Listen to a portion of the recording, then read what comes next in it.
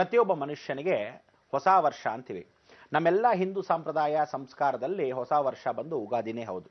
ಸೂರ್ಯ ಉತ್ತರಾಯಣ ಪುಣ್ಯ ಕಾಲಕ್ಕೆ ಪರಿಪೂರ್ಣವಾಗಿ ಕಾಲಿಟ್ಟಾಗ, ಆ ಪಾದಾರ್ಪಣೆಯನ್ನು ಮಾಡಿದಾಗ ನಮಗಿರ್ತಕ್ಕಂಥ ಒಂದು ಶಕ್ತಿ, ಆ ಶಕ್ತಿಗಳನ್ನು ಸಂಪಾದನೆ ಮಾಡತಕ್ಕಂಥ ವಿಚಾರವನ್ನು ಎಷ್ಟು ಜನ ಉಗಾದಿ, ಯುಗ, ಆದಿ. ಯುಗ ಮತ್ತು ಆದಿ ಅಂದರೆ ಈ ಯುಗದಲ್ಲಿ ಇದು ಆದಿಯ ದಿನ. ಅಂದರೆ ಪ್ರಥಮವಾಗಿ ಒಂದೊಂದು ಸಲಿನೂ ಸೂರ್ಯ ಬಂದಾಗ ಹಬ್ಬಾಡ ಯುಗಗಳು ನಡೀತಾ ಇದೆ, ಹಬ್ಬಬ್ಬ ಪ್ರಪಂಚ ಇದೆ, ಹಬ್ಬಬ್ಬ ಜೀವನ ನಡೀತಾ ಇದೆ, ಬಹಳ ಸಂತೋಷ, ಇವತ್ತಿನ ದಿವಸ ನಾವು ಬದುಕ್ತಾ ಇದ್ದೀವಿ. ಇದನ್ನೆಲ್ಲ ಸಂಕ್ಷಿಪ್ತ ಮಾರ್ಗದಲ್ಲಿ ನೋಡ್ತಕ್ಕಂಥದ್ದೇ ಯುಗಾದಿ. ಸೂರ್ಯ ಯಾವ ಕಡೆ ಚಲನ ಮಾಡ್ತಾ ಇದ್ದಾನೆ, ಯಾವ ಕಡೆ ಪಥವನ್ನು ಪರಿಪೂರ್ಣವಾಗಿ ಬದಲಾಯಿಸ್ತಾ ಇದ್ದಾನೆ, ಯಾರ ಜೊತೆಗೆ ಹೋಗ್ತಾ ಇದ್ದಾನೆ, ಸೂರ್ಯ ಈ ವರ್ಷ ಯಾವ ಗ್ರಹದ ಜೊತೆ ಇರ್ತಾನೆ, ರಾಜ ಯಾರು, ಯಾವ ಗ್ರಹ ರಾಜರನ್ನ ಆಳ್ತಾನೆ, ಮಂತ್ರಿ ಯಾರು, ಯಾವ ಮಂತ್ರಿತ್ವದಲ್ಲಿ ಯಾವ ಸಾರಥ್ಯದಲ್ಲಿ ಯಾರ ಗ್ರಹದ ಫಲವನ್ನ ಈ ವರ್ಷವೆಲ್ಲ ಕೊಡ್ತಾನೆ, ಇದೆಲ್ಲ ನೋಡ್ಕೋಬೇಕು. ಆ ವರ್ಷದಲ್ಲಿ ಆ ಶಕ್ತಿಗಳನ್ನು ಕೊಡೋದು ಆ ಯುಗಾದಿಯಲ್ಲಿ ಆ ಪಂಚಾಂಗವನ್ನು ತೆಗೆದಾಗ ನೂತನ ಸಂವತ್ಸರದ ಪಂಚಾಂಗವನ್ನು ಸ್ಮರಣೆ ಮಾಡ್ಕೊಳ್ಳೋದು ಸೃಷ್ಟಿ ಸಂವತ್ಸರಂ. ಅಂದರೆ 60 ಸಂವತ್ಸರ ಕಾಲದಲ್ಲಿ ಸೃಷ್ಟಾಬ್ದಿ ಪೂರ್ತಿಯನ್ನು ಯಾವ ಒಬ್ಬ ಮನುಷ್ಯ 120 ವರ್ಷಗಳ ಬದುಕಿದಾಗ ಮಾತ್ರ ಆ ಫಲವನ್ನು ಅಪೇಕ್ಷೆ ಪೂರ್ವಕವಾಗಿ 2 ಭಾಗದಲ್ಲಿ ಜೀವನ ಹೊಣೆಯನ್ನು ಹೊತ್ತಿರ್ತಕ್ಕಂಥ ಭಗವಂತ ಅವನೇನು ಮಾಡ್ತಾನೆ, ಬದಲಾಯಿಸ್ತಾನೆ, ನಿನ್ನ ಘಟ್ಟವನ್ನು ದಾಟಿಸ್ತಾನೆ. ನೀನು ಇನ್ನೇನೋ ಸಾಯ್ತಾಯಿ ಅಂದರೆ ಮತ್ತು ಪುನರ್ಜನ್ಮವನ್ನು ಕೊಡ್ತಾನೆ 60 ವರ್ಷದ ಮಾತ್ರ.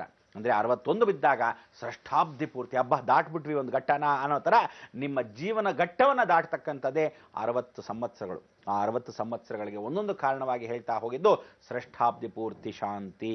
60 ಸಂವತ್ಸರಗಳ ಶಾಂತಿಯನ್ನು ಗಂಡ ಹೆಂಡತಿ ಮದುವೆ ಆದ ಮೇಲೆ ಗಂಡನಿಗೆ ಆಯುಸ್ಸು ಅಭಿವೃದ್ಧಿ ಆದಾಗ 60 ವರ್ಷದ ದಾಟಿದಾಗ 59ಕ್ಕೆ ಮತ್ತು 61ಕ್ಕೆ ಪರಿಪೂರ್ಣವಾಗಿ ಶಾಂತಿಯನ್ನು ಮಾಡಿಸ್ಕೊಳ್ಳೋದೆ 60 ವರ್ಷದ ಶಾಂತಿ. ಇದಕ್ಕೆ ಸಂಕ್ಷಿಪ್ತ ಪೂರ್ವಕವಾಗಿ ಈ ಅರಿಷಡ್ವರ್ಗಳನ್ನ ಕಂಟ್ರೋಲ್ ಮಾಡ್ತಕ್ಕಂಥ 6 ಷಣ್ಮಗಳ ಮೂರ್ತಿಗಳಲ್ಲಿ ಸ್ವಾಮಿನಾರಾಯಣ ಸ್ವಾಮಿ, ಸ್ವಾಮಿ ಗುರುನಾಥ ಸ್ವಾಮಿ ಆಗಿರ್ತಕ್ಕಂಥ ಸ್ವಾಮಿ ಮಲೆಯಲ್ಲೇ ವಿಶೇಷವಾಗಿ 60 ಮೆಟ್ಟಿಲುಗಳು. ಒಂದೊಂದು ಸಂವತ್ಸರಕ್ಕೆ 60 ಮೆಟ್ಟಿಲುಗಳಲ್ಲಿ 60 ಸಲ ಆ ದೇವಸ್ಥಾನಕ್ಕೆ ಹೋದಾಗ ಆ ಮೆಟ್ಟಿಲುಗಳನ್ನು ಸ್ಮರಣೆ ಮಾಡಿಕೊಂಡಾಗ ಆ ಒಂದೊಂದು ವರ್ಷಗಳ ಕಾಲ ನೀವು ಕಳೀತಾ ಹೋದಾಗ ಸುಬ್ರಹ್ಮಣ್ಯ ಸ್ವಾಮಿ ಸಾಕ್ಷಾತ್ ಅನುಗ್ರಹವನ್ನು ಕೊಡ್ತಾನಂತೆ. ಎಷ್ಟು ಚೆನ್ನಾಗಿ ಅದನ್ನು ವರ್ಣ ಲಿಪಿತವಾಗಿ ಬರೆದಿರ್ತಕ್ಕಂಥ ಶಾಸನ ಇವತ್ತಲ್ಲ, ನಿನ್ನೆ ಅಲ್ಲ, ಎಂದೆಂದಿಗೂ ಇರತಕ್ಕಂಥ ವಿಚಾರವೇ ಆ ಸೃಷ್ಟಾಬ್ದಿ ಪೂರ್ತಿ. ಅದಕ್ಕೆ ನೀವು 60 ವರ್ಷ ಶಾಂತಿಯಲ್ಲಿ ಒಂದು ಆನೆ, ಒಂದು ಮನುಷ್ಯ ಮಾತ್ರ ಬದುಕೋದ್ರಿಂದ ಇದನ್ನ 6 ಅರಿಷಡ್ವರ್ಗಗಳು ಅಂತ ಕರೀತಾರೆ. 6 ಅರಿಷಡ್ವರ್ಗಗಳನ್ನು 60 ವರ್ಷ ನೀನು ಚೆನ್ನಾಗಿರಬೇಕು ಅಂದರೆ ಕಾಮ, ಕ್ರೋಧ, ಲೋಭ, ಮದ, ಮತ್ಸರ ಇದನ್ನೆಲ್ಲ ಸರಿಪಡಿಸ್ಕೋಬೇಕು. ಆ ಲೋಭಗಳನ್ನು ತ್ಯಜಿಸಿ. ಅದಕ್ಕೋಸ್ಕರ ಈ ಎಲ್ಲ ಅರಿಷಡ್ವರ್ಗದಲ್ಲಿ ಮೂಲಾಧಾರ, ಸ್ವಾಧಿಷ್ಠಾನ, ಮಣಿಪುರ, ಅನಾಹತ, ವಿಶುದ್ಧಿ, ಆಜ್ಞಾ, ಸಹಸ್ರಾರ. ಷಟ್ಚಕ್ರ ಉಪಾಸನೆ ಅಂದ್ರೇನೋ ಮೂಲಾಧಾರದಲ್ಲಿರ್ತಕ್ಕಂಥ ನಮ್ಮ ಕಾಮಗಳನ್ನು, ಸ್ವಾಧಿಷ್ಠಾನದಲ್ಲಿರ್ತಕ್ಕಂಥ ರಥಿ ಮನ್ಮಥನ, ವಿಶೇಷವಾಗಿ ಮಣಿಪುರದಲ್ಲಿರ್ತಕ್ಕಂಥ ಮಹಾವಿಷ್ಣುವನ್ನು, ಅನಾಹತದಲ್ಲಿರ್ತಕ್ಕಂಥ ಹೃದಯ ಲಕ್ಷ್ಮಿಯನ್ನು, ವಿಶುದ್ಧಿಯಲ್ಲಿರ್ತಕ್ಕಂಥ ಮಹಾ ಸರಸ್ವತಿ ಬ್ರಹ್ಮನನ್ನು, ಜ್ಞಾನಚಕ್ಷಸ್ಸಲ್ಲಿರ್ತಕ್ಕಂಥ ಆದಿಶಕ್ತಿಯಾಗಿರ್ತಕ್ಕಂಥ ಲಲಿತಾ ತ್ರಿಪುರ ಸುಂದಿಯನ್ನು ಸ್ಮರಣೆ ಮಾಡಿದಾಗ ಶ್ರೀಚಕ್ರ ಒಂದು ಔಪಾಸನೆ. ಅಂದರೆ ಪ್ರತಿ ವರ್ಷದಲ್ಲೂ ನೀವು ಒಂದೊಂದನ್ನು ಛೇದಿಸ್ತಾ ಬಂದರೆ ಆ 60 ವರ್ಷಕ್ಕೆ ಪ್ರತಿ 6 ವರ್ಷಕ್ಕೆ ಸೃಷ್ಟಿ. ಆ ಸೃಷ್ಟಿ ಅಂದರೆ ಹಾವನ್ನು ಓಡಿಸು, ನಿನ್ನ ಒಳಗಿರ್ತಕ್ಕಂಥ ಕಾಮ, ಕ್ರೋಧ, ಲೋಭ, ಮೋಹ, ಮದಮಾತ್ಸರಿಗಳನ್ನು ಓಡಿಸು. ಅದನ್ನೇ ಸಹಸ್ರಾರ ಅಂದರೆ ಪ್ರಾಣ ಬರೋದು ಇಲ್ಲೇ, ಪ್ರಾಣ ಹೋಗೋದು ಇಲ್ಲೇ, ಆ ಮೋಕ್ಷಕ್ಕೆ ದಾರಿ. ಇಷ್ಟೆಲ್ಲ ಜ್ಞಾನ ಮಾರ್ಗವನ್ನು ಹೇಳಿದ್ರು ಸಹ ನೂತನ ಸಂವತ್ಸರದಲ್ಲಿ ವಿಶೇಷವಾಗಿ ಉಗಾದಿಯಲ್ಲಿ ಆಚರಿಸ್ತಕ್ಕಂಥ ನಮ್ಮ ಒಂದು ಸಂಸ್ಕಾರವನ್ನು ಹಾಳು ಮಾಡೋದು ಪರದೇಶ. ಪರದೇಶಿಗಳಾಗ್ಬಿಟ್ಟಿದ್ದೀರಾ. ಯಾಕೆಂದ್ರೆ ಪರದೇಶದವರೆಲ್ಲ ಇಲ್ಲಿ ಬಂದು, ಪರ ರಾಜ್ಯದಿಂದ ಬಂದು ಎಲ್ಲರೂ ನಮ್ಮ ಸಂಸ್ಕಾರಗಳನ್ನು ಹಾಳು ಮಾಡ್ತಾ ಇದ್ದಾರೆ. ಎಲ್ಲೆಲ್ಲಿಂದ ಬಂದಿದೆ? ಪಾಶ್ಚಿಮದಿಂದ, ಕರ್ಮಾಧಿಪತಿ ಶನಿಯಿಂದ ಬಂದಿರತಕ್ಕಂಥ ಈ ಪಾಶ್ಚಿಮ ದೇಶದ ವಿದ್ಯೆಗಳು ಸಾಕಷ್ಟು ಭೂಲೋಕಕ್ಕೆ ಸ್ಪರ್ಶವಾಗಿದೆ. ನಾವುಗಳು ಏನೇನು ಸಂಸ್ಕಾರಗಳು, ಹೆಣ್ಣು ಮಕ್ಕಳಿಗೆ ಗೌರವಾಗಿರಿ ಅಂತೀವಿ, ಗಂಡು ಮಕ್ಕಳಿಗೆ ಗಂಭೀರವಾಗಿರಿ ಅಂತೀವಿ, ಕೇಳಲ್ವೇ? ಎಲ್ಲ ಗಂಡು ಹೆಣ್ಣು ಯಾವುದೇ ಕಾರಣಕ್ಕೂ ನಾಯಿ ಬಾಲ ಡೊಂಕೆ. ಅದಕ್ಕೋಸ್ಕರ ಈ ನಾಯಿಗಳು ಎಷ್ಟೇ ಬಾಲವನ್ನು ಕಟ್ಟಿ ತಿದ್ದು ಮಾಡಿದ್ರು ಬಾಲಗಳು ಯಾವತ್ತಿದ್ರೂ ಸರಿ ಹೋಗಲ್ಲ. ಆದ್ರಿಂದ ನಾವುಗಳೇನು ಮಾಡಬೇಕು? ತೂ ಛೀ ಅಂತ ನಾಯಿನೇ ಓಡಿಸ್ಬಿಟ್ರೆ ವಿಶೇಷವಾಗಿ ಬಾಲ ನೆಟ್ಗಾದ್ರೂ ಮಾಡ್ಕೊಳ್ಳಿ, ಸೊಟ್ಕಾಗಿರತಕ್ಕಂಥದ್ದು ಯಾವ ಕಾಲಕ್ಕಾದ್ರೂ ಸರಿನಾದ್ರೂ ಮಾಡ್ಕೊಳ್ಳಿ. ಬುದ್ಧುಂಟೆ ಬೂತಿನೋ ಲೇಕ್ಪೋತೆ ಪೀತಿನೋ. ಈ ಒಂದು ಸಂಸ್ಕಾರ ಯಾವ ಕಾಲಕ್ಕೂ ನಾವುಗಳು ಸರಿಪಡಿಸ್ಬೋದಾ ಅಂದರೆ ಸರಿಪಡಿಸಕ್ಕೆ ಏನು ಮಾಡಬೇಕು? ಒದ್ದು ಉಪಕಾರ ಹಾಕಿ ಪರಿಪೂರ್ಣವಾಗಿ ಪಾಠವನ್ನು ಕಲಿಸ್ಬೇಕು. ಯಾರದು? ಆ ತಂದೆ ತಾಯಿಂದ್ರೆ ಪಾಠ ಕಲಿಸ್ಬೇಕು.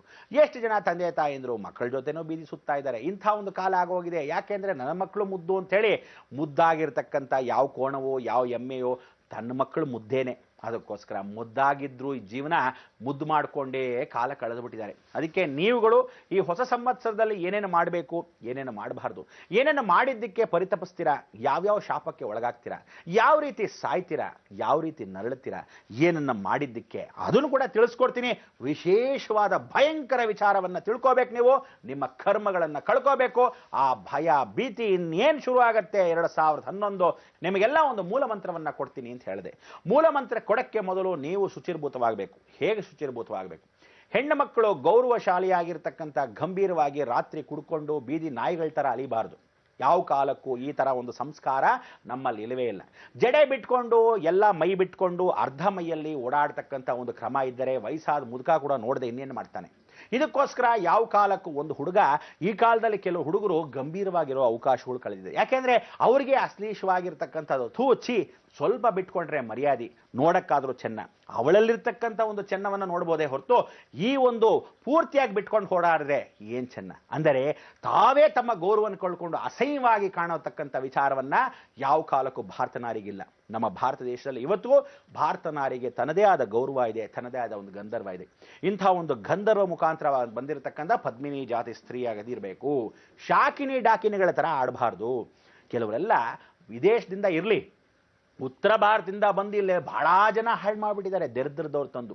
ಇಂಥವ್ರನ್ನ ಗಣ್ಣಿಟ್ಟು ಶೂಟ್ ಮಾಡಿದ್ರು ಮಹಾಪಾಪ ಘೋರ ಆಗೋದಿಲ್ಲ. ಈ ಪೊಲೀಸ್ನವ್ರಿಗೆಲ್ಲ ಏನು ಹೇಳಬೇಕು ಅಂದರೆ, ಮೇಲಿ ಅಧಿಕಾರಿಯಿಂದ ಕೆಳಭಾಗದವರೆಗೂ ಇವ್ರಿಗೇನು ಹೇಳಬೇಕು, ಯಾವ ಕಾಲಕ್ಕೂ ಇವನು ಅಕಸ್ಮಾತ್ 10 ಗಂಟೆ ಮೇಲೆ ರಾತ್ರಿ 12 ಗಂಟೆಗೆ ಹೀಗೆಲ್ಲ ಬಿಟ್ಕೊಂಡು ಓಡಾಡೋದಾಗ್ಲಿ, ಕುಡಿದು ಕುಪ್ಪಳಿಸೋದಾಗ್ಲಿ, ರೋಡಲ್ಲಿ ಯಾವ ಕಾಲಕ್ಕೂ ನಾಯಿಗಳಿಗಿಂತ ಕಡೆ ಕೆಲವು ನಾಯಿಗಳು ಗಂಭೀರವಾಗಿ ಥೂ ಅಂದರೆ ಹೊರಭಾಗದಲ್ಲಿ ಹೋಗುತ್ತೆ. ಒಂದು ಗೌರವ ಇದು ಅಂಥದ್ದು ಅಲ್ಲ. ಹೊಡೆದು ಜಾಡ್ಸ್ ಒಳಗೆ ಬಿಸಾಕೋದು ಪ್ರಯೋಜನವಿಲ್ಲದೆ ಇರೋದು. ಮತ್ತೆ ನಾಯಿ ಬಾಲ ಡೊಂಕು ಬೀದಿಗೆ ಬಂದೇ ಬರುತ್ತೆ. ಒಂದು 4 ದಿವಸ ಒರೆಸ್ಕೊಂತಾರೆ, 5ನೇ ದಿವಸ ಸುಮ್ಮನೆ ಆಗ್ತಾರೆ. ಅದಕ್ಕೆ ಇಂಥವ್ರಿಗೆಲ್ಲ ಇವ್ರು ಏನು ಮಾಡಬೇಕು, ಲಾಠಿ ಚಾರ್ಜ್ ಭಾಳ ಚೆನ್ನಾಗಿ ಮಾಡಬೇಕು. ಈ ಮಾಧ್ಯಮದ ಮುಖಾಂತರ ಯಾರಾದರೂ ನೋಡ್ತಾ ಇದ್ರೆ ಮೇಲಧಿಕಾರಿಗಳು, ನೀವು ಈ ವರ್ಷದಿಂದ ಸ್ಟ್ರಿಕ್ಟ್ ಆಗಿದ್ದರೆ ಮುಂದಿನ 11 ವರ್ಷಗಳ ಕಾಲ ಬರ್ತಕ್ಕಂಥ ರಾಹುವಲ್ಲಿ ನಿಮ್ಮ ಹೆಣ್ಣು ಮಕ್ಕಳು ಯಾರಾದರೂ ನಿಮ್ಮ ಮನೆಯವರೇ ಆಗಿರ್ಬೋದು, ನಿಮ್ಮ ಗಂಡು ಮಕ್ಕಳಾಗಿರ್ತಕ್ಕಂಥ ಆ ಬೀದಿ ನಾಯಿಗಳ ಜೊತೆ ಇನ್ನೊಂದು ನಾಯಿ ಹೋಗುತ್ತೆ ಅನ್ನೋ ಥರ ಆ ಹಿಂಬಾಲಿಸ್ತಕ್ಕಂಥ ಅವಕಾಶ ಇಟ್ಕೊಬೇಡಿ.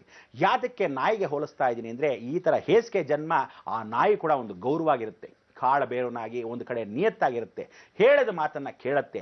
ಈ ಕೇಳದೇ ಇರತಕ್ಕಂಥವ್ರು ನಾಯಿಗಿಂತ ಕಡೆ ಅನ್ನೋದು ಮನುಷ್ಯರ ಜೀವನ, ಮನುಷ್ಯರಾಗಿ ಬದುಕೋಕ್ಕಿಂತ ಹೇಸಿಗೆ ಜನ್ಮವನ್ನು ಬದುಕ್ತಾರೆ. ಅದಕ್ಕೆ ಇದನ್ನ ಪ್ರೋತ್ಸಾಹ ತಕ್ಕಂಥವ್ರಿಗೆ ಯಾವ ಕಾಲಕ್ಕೂ ಅವಕಾಶವನ್ನು ಮಾಡಿಕೊಡಬಾರ್ದು.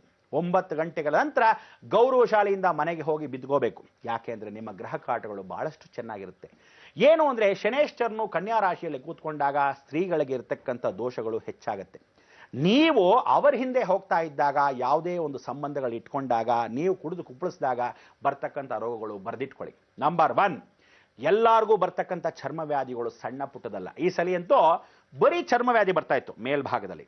ಇನ್ನು ಮುಂದೆ ಬರ್ತಕ್ಕಂಥ ಚರ್ಮವ್ಯಾಧಿ ಬುಧನ ಮನೆ ನೀರ್ಮನೆಯಲ್ಲೇ ಕೂತಿರೋದ್ರಿಂದ ಶನೇಶ್ವರನು ಈ ರೀತಿಯಾದ ಸೌಕರ್ಯಗಳು ಇಲ್ಲದೆ ಯಾವ ಕಾರಕ್ಕೂ ಲೈಂಗಿಕ ಅಕ್ರಮವನ್ನು ಮಾಡತಕ್ಕಂಥ ವಿಚಾರಗಳಿದ್ದರೆ ಇದೆಲ್ಲ ಸರ್ಕಾರದ ದೋಷಗಳು ಅನ್ನೋ ಥರ ವಿಚಾರ ಹೇಳ್ತೀವಿ. ರವಿ ಅಂತ ಹೇಳ್ತೀವಿ. ಈ ರವಿ ಆರೋಗ್ಯವನ್ನು ನೋಡ್ತಕ್ಕಂಥವನು ಹೇಗೆ ಕೊಡ್ತಾನೆ, ನೀರಿನಂಶದಲ್ಲಿ ಸೇರಿರ್ತಾನೆ. ನೀರಲ್ಲಿ ಅಸ್ತಂಗತವಾಗದಾಗ ಚರ್ಮವ್ಯಾಧಿ ಹೊರಭಾಗದಲ್ಲಿ ಪಸ್ಸು, ಕ್ಯೂವು ಹೀಗೆಲ್ಲ ಬರುತ್ತೆ. ಕರ್ಮ ಅನುಭವಿಸಿ ಯಾವಾಗ ಬರೀ 1.5 ವರ್ಷದಲ್ಲಿ ಶುರು ಆಗ್ಬಿಡುತ್ತೆ ನಿಮ್ಮ ಹಣೆ ಬರ. ಅದೇ ಗೌರವವಾಗಿ ಅಯ್ಯೋ ಮೊದಲೇ ದೇಹವನ್ನು ಕಾಪಾಡ್ಕೋಬೇಕು ಅಂಥದ್ರಲ್ಲಿ ಈ ಒಂದು ಪರಿವರ್ತನೆ ಮಾಡತಕ್ಕಂಥ ವಿಚಾರ ಏನಾದರೂ ಇದೆಯಾ? ಹೊರಭಾಗದಲ್ಲಿ ದೇವಸ್ಥಾನಕ್ಕೆ ಹೋಗಿ ಒಂದು ನಮಸ್ಕಾರ ಹಾಕಿ, ಅಯ್ಯೋ ಹೊಸ ಸಂವತ್ಸರ, ಒಂದು ಆಶೀರ್ವಾದ ಮಾಡಪ್ಪ ಭಗವಂತ, ಇನ್ನೇನಾದರೂ ಹೊಸದಾಗಿದ್ದರೆ ಅದು ಖಂಡಿತವಾಗ್ಲೂ ನಡೆಸ್ಕೊಡಪ್ಪ ಅನ್ನೋ ಒಂದು ಪ್ರಾರ್ಥನೆ ಇರಬೇಕೆ ಹೊರತು ಯಾವ ಕಾಲಕ್ಕೂ ನೀವುಗಳು ಬೀದಿಯಲ್ಲಿ ಸುತ್ತೋದಲ್ಲ. ಅದೇ ರೀತಿ ಹುಡುಗರು ಯಾವ ಕಾಲಕ್ಕೂ ಸಿಗರೇಟ್ ಸೇದೋದಾಗ್ಲಿ, ಕುಡಿಯೋದಾಗ್ಲಿ, ಕುಣಿದು ಕುಪ್ಪಳಿಸೋದಾಗ್ಲಿ, ಇನ್ನೊಬ್ಬರ ಮೇಲೆ ಬಿಸಾಕೋದಾಗ್ಲಿ, ಎರ್ಚೋದಾಗ್ಲಿ ಇಂಥದ್ದೇನಾದರೂ ಮಾಡಿದ್ರೆ ಇವ್ರನ್ನ ಚೆನ್ನಾಗಿ ಬಡ್ದು ಜಾಡ್ಸ್ ಒದ್ದಿ ಒಳಭಾಗದಲ್ಲಿ ಹಾಕಿ ಸೆರೆಮನೆಯಿಂದ ಹೊರಗಡೆನೇ ಬಿಡಲ್ಲ ಅಂತ ಹೇಳಿ ಆ ಅಪ್ಪ ಅಮ್ಮನಿಗೆ ಪಾಠ ಕಲಿಸ್ತಕ್ಕಂಥದ್ದು. ಇದರಲ್ಲಿ ಸಣ್ಣದಾಗಿರ್ತಕ್ಕಂಥ ಒಂದು ಕುಟುಂಬದವರ ಹುಡುಗರನ್ನು ಕೂಡ ಹಾಳು ಮಾಡ್ತಕ್ಕಂಥವರು ರಾಜಕೀಯ ವ್ಯಕ್ತಿಗಳ ಮಕ್ಕಳು. ಅದಕ್ಕೋಸ್ಕರ ಯಾವುದೇ ದೊಡ್ಡ ವ್ಯಕ್ತಿಗಳ ಮಕ್ಕಳು ಯಾವ ಕಾಲಕ್ಕೂ ಬೀದಿ ನಾಯಿಗಳ ಥರ ಬಿಟ್ಟಿದ್ದಾಗ ಆ ನಾಯಿಗಳೇನು ಮಾಡುತ್ತೆ, ಒಳ್ಳೆ ನಾಯಿಗಳನ್ನ ಕೂಡ ಎಳ್ಕೊಂಡು ಹೋಗುತ್ತೆ. ಅದಕ್ಕೋಸ್ಕರ ನೀವುಗಳು ನಿಮ್ಮ ನಾಯಿಗಳನ್ನ ಲಗಾಮ್ ಹಾಕ್ಕೊಂಡು ಮಕ್ಕಳನ್ನ ಒಳ್ಳೆ ಶುದ್ಧಿಯಾಗಿ ಕಾಪಾಡತಕ್ಕಂಥ ಧರ್ಮ ನಿಮ್ಮದಾಗಿದೆ. ಅದಕ್ಕೋಸ್ಕರ ಹೊರಭಾಗದಲ್ಲಿ ದೊಡ್ಡ ದೊಡ್ಡ ವ್ಯಕ್ತಿಗಳು, ಸಾಕಷ್ಟು ಜನ ಕೋಟ್ಯಾಧೀಶರು, ದುಡ್ಡಿಗೆ ಅಮಲ ಆಗಿರ್ತಕ್ಕಂಥವರಿಗೆ ಕಣ್ಣು ಮುಚ್ಚೋಗಿರುತ್ತೆ ಮಾಯೆಯಲ್ಲಿ. ಈ ಮಾಯೆ ಮುಚ್ಚೋಗಿರೋದ್ರಿಂದ ಇಂಥವರಿಗೆ ಬರ್ತಕ್ಕಂಥ ರೋಗ ಎಂಥದ್ದು ಅಂದರೆ 2ನೇ ರೋಗ ಆ ರೋಗಗಳೇನು ಅಂದ್ರೆ ಕಣ್ಣಿಂದ ನಳತಕ್ಕಂಥವನು ಪರಿಪೂರ್ಣವಾಗಿ ಶನಿ ಜೊತೆ ಕೂತಿರೋನು ಕಣ್ಣಲ್ಲಿ ಪರಿಪೂರ್ಣವಾಗಿ ಯಾವ ಕಾಲಕ್ಕೂ ಪರೆ ಬಂದ್ಬಿಡತ್ತೆ, ಕಣ್ಣು ನೀರು ಜಾಸ್ತಿ ಸುರಿದು ಕಣ್ಣು ಮಂದವಾಗೋಗುತ್ತೆ, ಮೂಲಾಧಾರದಲ್ಲಿ ಮೂಲ ವ್ಯಾಧಿ ಶುರುವಾಗುತ್ತೆ. ಇನ್ನ ಮೇಲೆ ಯಾರೇ ಕುಡಿದು ಕುಪ್ಪಳಿಸಿದ್ರು, ವಿಶೇಷವಾಗಿ ಅದು ನೂತನ ಸಂವತ್ಸರ ಅಂದಾಗ ಇನ್ನ 2011ಕ್ಕೆ ಯಾರು ಕೂತ್ಕೊಂತಾ ಇದ್ದಾನೆ, ಇವನು ಕೂತ್ಕೊಂತಾ ಇರೋದು ಎಮ್ಮೆಯ ಮೇಲೆ ಕೂತ್ಕೊಂತಾ ಇರತಕ್ಕಂಥ ಆ ದೇವತೆ, ಈ ವರ್ಷದ ದೇವತೆ ಸಾಕ್ಷಾತ್ ರಾಹು. ಆ ರಾಹು ಕೂತ್ಕೊಂಡಾಗ ರೋಗಕಾರಕ, ರಾಹು ಕೂತ್ಕೊಂಡಾಗ ಚರ್ಮಕಾರಕ, ರಾಹು ಕೂತ್ಕೊಂಡಾಗ ವ್ಯಾಧಿಕಾರಕ, ರಾಹು ಕೂತ್ಕೊಂಡಾಗ ಜ್ಞಾನ ಅಭಿವೃದ್ಧಿಕಾರಕ ಅಲ್ಲ, ಜ್ಞಾನಿ ಹಾನಿಕಾರಕ. ಅದಕ್ಕೋಸ್ಕರ ಇಂಥ ಒಂದು ಜ್ಞಾನ ಎಲ್ಲವೂ ಹೊಟ್ಟೋಗ್ತಕ್ಕಂಥ ಸಮಯದಲ್ಲಿ ನೀವು ಮಾಡ್ತಕ್ಕಂಥ ಅನ್ಯಾಯಗಳು ಬಹಳ ಚೆನ್ನಾಗಿರುತ್ತೆ, ಅನುಭವಿಸಿ. ಅಂಥ ಒಂದು ಅನುಭವ ಕಾರಣಕ್ಕೆ ನಾನು ಸಂತೋಷ ಪಡ್ತೀನಿ. ಮೊದಲಾಗಿ ಇದನ್ನ ಸಂಸ್ಕಾರವಾಗಿರ್ತಕ್ಕಂಥ ನಾವುಗಳು ಯಾವುದೇ ಊರಲ್ಲಾಗ್ಲಿ, ಯಾವುದೇ ಕಾಸ್ಮೋಪಾಲಿಟನ್ ಸಿಟಿಲಾಗ್ಲಿ, ಖಂಡಿತವಾಗ್ಲೂ ಯಾವುದೇ ರಾಜ್ಯದಲ್ಲಾಗ್ಲಿ ನಮ್ಮ ಭಾರತ ದೇಶದಿಂದ ಇದನ್ನೆಲ್ಲ ಹೊರಗೋಡಿಸ್ಬೇಕು. ಇದರಲ್ಲಿ ಯಾವುದೇ ಒಂದು ಪಾಶ್ಚಿಮ ವಿದ್ಯೆ ನಮಗೆ ಬೇಕಾಗಿಲ್ಲ. ಹೆಣ್ಣು ಮಕ್ಕಳು ಗೌರವವಾಗಿ ಮೊದಲ ಕಾಲದಲ್ಲಿ ಹೇಳ್ತಿದ್ರು ರಾಮರಾಜ್ಯ ಎಂದು ಬರುತ್ತೆ, ರಾತ್ರಿ 12 ಗಂಟೆಗೆ ಹೆಣ್ಣು ಮಕ್ಕಳು ನಡ್ಕೊಂಡು ಹೋಗ್ತಾ ಇದ್ರೆ ಬಹಳ ಸಂತೋಷವಾಗತ್ತೆ ಅಂತ ಧೈರ್ಯವಾಗಿ ನಡ್ಕೊಂಡು ಹೋಗ್ಬೋದು ಅಂತ ಹೇಳೋರು. ಎಲ್ಲಿ ನಡ್ಕೊಂಡು ಹೋಗ್ತಾರೆ? ಗಂಡಸ್ರೇ ಈಗ ಪರಿಪೂರ್ಣವಾಗಿ ಭಯಕ್ಕೋಸ್ಕರ ಒಳಗೆ ಹೋಗ್ತಾರೆ. ಹೆಂಗಸ್ರೇ ಗಂಡಬೀರಿಗಳ ತರ ಬಹಳ ಜನ ಗನ್ನುಗಳು ಪಿಸ್ತೂಲ್ಗಳು ಇಟ್ಕೊಂಡಿದ್ದಾರೆ. ಅವ್ರುಗಳು ಹೋಗ್ತಕ್ಕಂಥ ರೂಪಗಳು ನೋಡಿದ್ರೆ ರಾಮ ಕರ್ಮ ಅನ್ನಕ್ಕಿಂತ ಭಯ ಬೀತರು. ಈ ರೀತಿಯಾಗಿ ದೌರ್ಜನ್ಯಕ್ಕೆ ಒಳಗಾಗಿರ್ತಕ್ಕಂಥ ಕೆಲವು ವಿದೇಶದ ಹೆಣ್ಣುಮಕ್ಕಳು, ಕೆಲವರು ವಿಶೇಷವಾಗಿ ಉತ್ತರ ಭಾರತದ ಹೆಣ್ಣುಮಕ್ಕಳು ನಮ್ಮ ಸಂಸ್ಕಾರದಲ್ಲಿರ್ತಕ್ಕಂಥ ಒಳ್ಳೆ ಹೆಣ್ಣುಮಕ್ಕಳನ್ನ ಹಾಳು ಮಾಡ್ತಾ ಇದ್ದಾರೆ. ಕೆಲವೊಂದು ಒಳ್ಳೆ ಹೆಣ್ಣುಮಕ್ಕಳು ಎಷ್ಟು ಚೆನ್ನಾಗಿದೆ ಗೌರವವಾಗಿದ್ದಾರೆ ಅಂತ ಇದನ್ನೆಲ್ಲ ನೋಡೇ ಇರಲ್ಲ. ಇನ್ನು ನೋಡದೇ ಇರತಕ್ಕಂಥದ್ದು ಅನುಭವ ಇರಲ್ಲ. ಬೇರೆಯವರು ಇದನ್ನ ಬೇಕು ಅಂತ ಹೋದ ವರ್ಷ ನೀ ಬಂದಿಲ್ಲ ಕಣೆ, ಬರೇ ಈ ವರ್ಷ ಚೆನ್ನಾಗಿರುತ್ತೆ ಅಂತ ಕರ್ಕೊಂಡು ಹೋಗಿ ಅವಳನ್ನು ಹಾಳು ಮಾಡೋ ಸಮಯ. ಮೊದಲೇ ನಿಮ್ಗೆ ಹೇಳಿದ್ದೀನಿ, 11 ವರ್ಷಗಳ ಕಾಲ ರಾಹು ಇರೋದ್ರಿಂದ ಎಲ್ಲರಿಗೂ ಲವ್ ಮ್ಯಾರೇಜ್ಗಳು ಜಾಸ್ತಿ.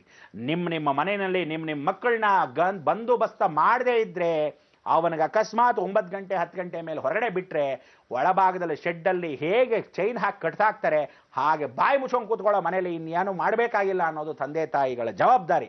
ಈ ಜವಾಬ್ದಾರಿ ನಾಡಿನಲ್ಲಿ ಹುಟ್ಟಿದಾಗ ನಮ್ಮದೇ ಆದ ಆದ್ಯ ಕರ್ತವ್ಯ ಅಂತ ನಮ್ಮದು ಒಂದಿರುತ್ತೆ. ಆ ಆದ್ಯ ಕರ್ತವ್ಯವನ್ನು ಪಾಲಿಸಿ ಎಲ್ಲರನ್ನ ಉಳಿಸಿ ಗೌರವಶಾಲಿಯಾಗಿ ಬದುಕೋದು ಕಲ್ತ್ಕೊಳ್ಳಿ. ಯಾವ ಕಾಲಕ್ಕೂ ದುಡ್ಡು ಕಾಸು ಮುದ್ದಿನ ಬೇಸ್ತೆಗೆ ಅವರನ್ನೆಲ್ಲ ಬೀದಿಗೆ ಬಿಡಬೇಡಿ. ಈ ರೀತಿ ಬಿಟ್ಟಾಗ ಬೇರೆಯವರು ಹಾಳಾಗ್ತಾರೆ. ಅದಕ್ಕೆ ಒಂದು ಹಣ್ಣು ಕೆಟ್ಟಾಗ ಎಲ್ಲಾ ಹಣ್ಣುಗಳು ಕೆಟ್ಟು ಹೋಗೋಕ್ಕೆ ಅವಕಾಶ ನೀವು ಮಾಡ್ಕೊಳ್ಬೇಡಿ. ನಿಮ್ಮ ಮಗ ಸರಿ ಇಲ್ಲ ಅಥವಾ ನಿಮ್ಮ ಮಗಳು ಸರಿ ಇಲ್ಲ ಅನ್ನೋದು ಚೆನ್ನಾಗಿ ಗೊತ್ತಿದ್ರು ಬೇಕು ಅಂತ ಬಿಡ್ತಕ್ಕಂಥವ್ರನ್ನ ಯಾವ ಕಾಲಕ್ಕೂ ಗುಂಡಟ್ಟು ಸೂಟ್ ಮಾಡೋದು ಯಾವುದೋ ಟೆರರಿಸ್ಟ್ಗಳನ್ನಲ್ಲ, ಇಂಥವ್ರನ್ನ. ಆಗ ಎಲ್ಲ ಸಮುದಾಯ ಸರಿ ಹೋಗುತ್ತೆ.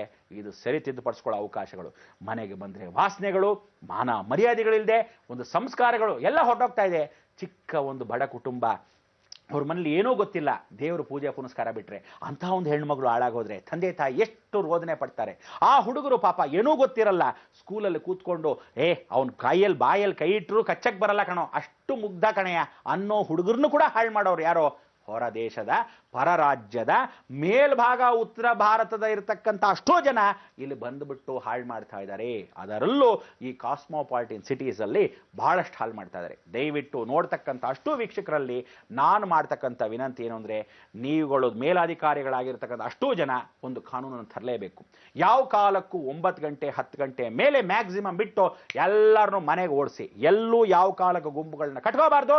ಈ ರೀತಿ ಅಗೌರವವಾಗಿ ನಡ್ಕೊಳ್ತಕ್ಕಂಥ ಅವಕಾಶಗಳನ್ನು ಮಾಡಿಕೊಡದೆ ಗಂಭೀರವಾಗಿರ್ತಕ್ಕಂಥ ಒಂದು ಸಂಭಾಯ ಇಟ್ಕೊಂಡ್ರೆ ಹೊಸ ಜೀವನ ಚೆನ್ನಾಗಿರುತ್ತೆ. ಇಲ್ಲದಿದ್ದ ಪಕ್ಷದಲ್ಲಿ ಅನುಭವಿಸ್ತೀರಾ ದೈವಿಕವಾಗಿ. 2ನೇ ಭಾಗ ಯಾರೂ ನಿಮಗೇನೂ ಮಾಡದೇ ಇದ್ರು, ನೀವು ಅಟ್ಟಹಾಸಕ್ಕೆ ಮೆರಿತಾ ಇದ್ರು, ಮೇಲಿರೋನು ನೋಡ್ತಾ ಇದ್ದಾನೆ, ಫ್ಯಾಕ್ಸ್ ಕಳಿಸ್ತೀನಿ ನಾನು ಅಂತಿಂಥವ್ರಿಗೆಲ್ಲರಿಗೂ ಹೊಣೆ ಆಗ್ತಕ್ಕಂಥವ್ರು ನೀವೇ. ನಿಮ್ಮ ತಲೆ ಮೇಲೆ ನೀವೇ ಚಪ್ಪಡಿ ಕಳ್ಳಿ ಹಾಕೊಳ್ಳಿ ಅಂತ ಆಶೀರ್ವಾದ ಕೂಡ ಮಾಡ್ತೀನಿ. ಆ ಭಗವತಿ ಕೃಪಾ ಕಟಾಕ್ಷದಲ್ಲಿ ಲೋಕವೆಲ್ಲ ಸಂರಕ್ಷಣೆ ಮಾಡಕ್ಕೆ ನಾವು ಯಾವತ್ತಿದ್ರೂ ಸಾಟಿ. ಎಲ್ಲ ಧರ್ಮವು ಒಂದೇ ಅಂತ ಹೇಳಿ ಧರ್ಮವನ್ನು ಮೊದಲು ಎತ್ತಿಡಿ.